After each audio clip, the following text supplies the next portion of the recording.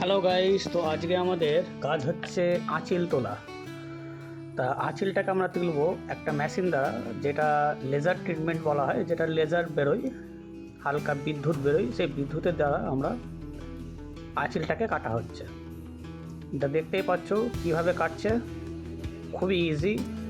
আঁচিল আগে প্রাচীনকালে সবাই চুল দিয়েই কাটতো, এখন বিভিন্ন রকম মেশিন বেরিয়ে গেছে, সেই মেশিনের দ্বারা আমরা কেটে ফেলি।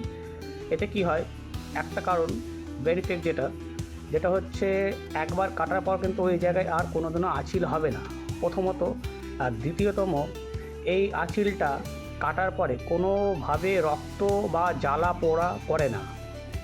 যখন আমরা এই আঁচিলটাকে তুলব, যে আমাদের যে লাইটস বেরোচ্ছে যেটাকে কাটছে, লেজার লাইটস, এই লাইটসটা বেরোনোর সময় কিন্তু হালকা পিঁপড়ে কামড়ানোর মধ্যে একটু লাগে। তারপর কিন্তু কাটা হয়ে যাওয়ার পর কিন্তু কোনো জ্বালা যন্ত্রণা হয় না। তা আপনাদের যদি আঁচিল থেকে থাকে কানের পাশে, গালের পাশে, ঘাড়ের পাশে, তাহলে অবশ্যই আঁচিলটা তুলে ফেলবেন।